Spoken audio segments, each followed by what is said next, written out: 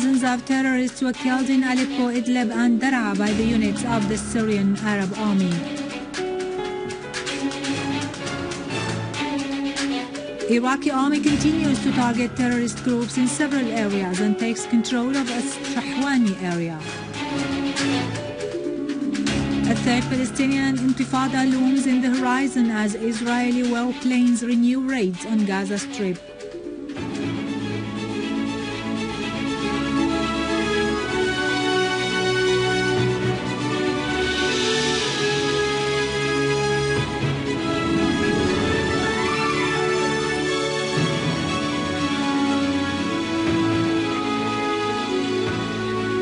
Good afternoon, ladies and gentlemen, and welcome to our news for today.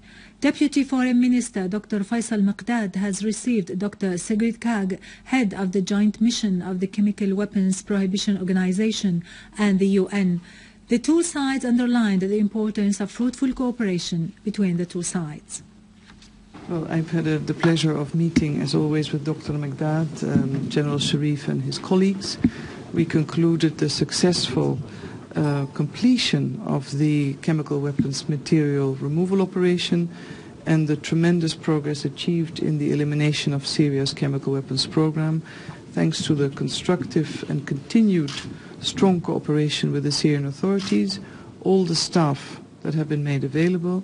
There was a clear will and commitment from the beginning, and implementation is proof of that. This is an operation, you can count it, you can measure it, and you can see it. It is very tangible, and I think we noted today was a remarkable day on the 30th of June, and we look forward to the full completion, which is nearly achieved by the Syrian authorities. And the Ramadan Kareem to all of the people of Syria. I was very happy to meet Mrs. Sigrid Kaag and her team. This meeting followed the success of completing the mission of transferring the Syrian chemical weapons on time outside Syria. I stressed that it was a big success, not just for Syria, but also for the Joint Committee led by Mrs. Kaag, who showed full dedication and wisdom. On this occasion, I congratulate her, the UN and the organization for prohibiting weapons, for bringing about the success of the mission. Syria has been truthful about all the pledges made within the framework of the initiative launched by President Vladimir Putin and received positively by President Bashar al-Assad. We think that what remains to be done is marginal and needs only some efforts to come to a final conclusion.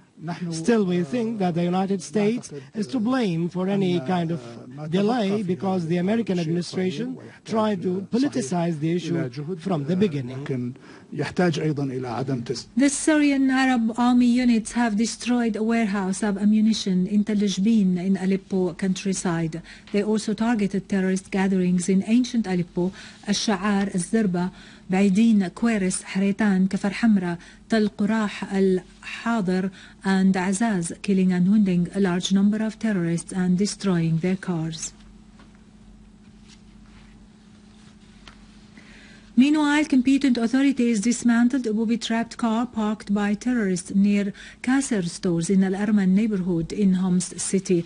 A source in Homs city reported that security authorities, in cooperation with local residents, discovered a Hyundai Avanti car carrying more than 400 kilograms of explosive materials intended to inflict a big damage on a street crowded with residents and consumers.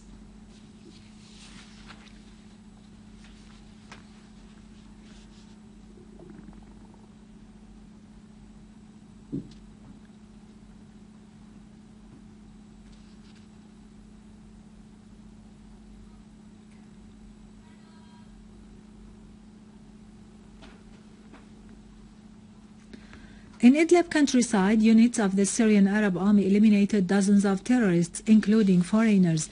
The Syrian Arab Army targeted two hideouts in Shinan village in Al-Zawiya mountain and destroyed several vehicles equipped with heavy machine guns and a warehouse containing weapons and ammunition in Binnish and Kafar Ruma. In Daraa, Syrian Arab army units targeted terrorist groups at Samlin Zamreen crossing and in Atman and destroyed a car and killed the terrorists inside. The Syrian Arab army also eliminated terrorists southeast of Al-Hajra town and intercepted an attempt by an armed group to infiltrate from Tassiya village on the Syrian-Jordanian borders in the direction of a military checkpoint, killing and wounding the members of the group. 2 wounded terrorists from Syria have been transferred by the Israeli occupation troops to Naharia Hospital in Galilee in the occupied Palestinian lands for treatment.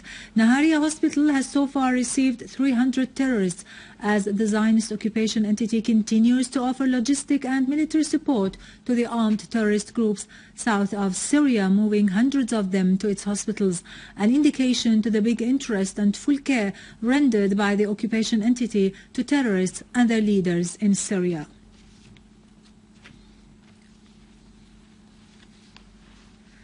Iran has reiterated its stand that the crisis in Syria and Iraq and the spread of terrorism in both countries is the result of the wrong policies of some regional and international states.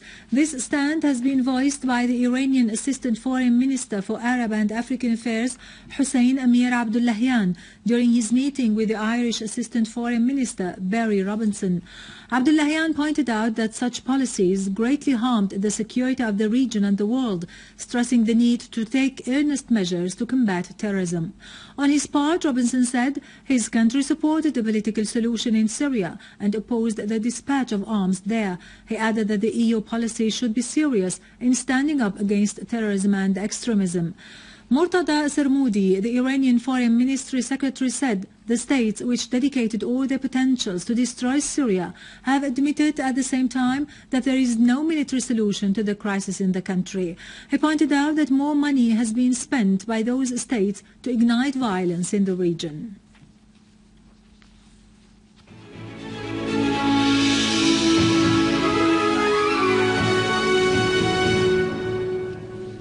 Welcome back. In the latest Iraqi developments, Iraqi army cleared al-Shahwani region in al-Mansouriya district north of Iraq of terrorist groups affiliated with the so-called Islamic State in Iraq and the Levant. The Iraqi army destroyed a camp used by terrorists as a training field in the city of Mosul and targeted a convoy along the Kirkuk-Tikrit highway, killing dozens of gunmen.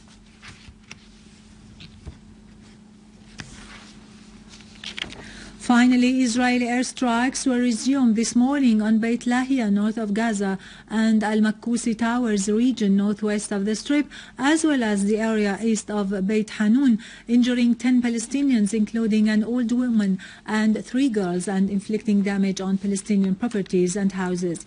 Palestinian chairman Mahmoud Abbas condemned the crime committed by the extremist settlers yesterday against Palestinian youth Mohammed Hussein Abu Khdair in Shafat in occupied Jerusalem, branding this ugly crime as a confirmation of the barbarism of those gangs that abide by no humanitarian rules. UN Secretary General Ban Ki-moon also denounced the crime, calling for taking legal action against its perpetrators. With this, we end our news for today. Thank you for watching. For more details about Syria and the region and to view this bulletin again, you can always visit our website in English, syriaonline.sy. Now to latest business at market news with Karun Kirkchan, but after a short break.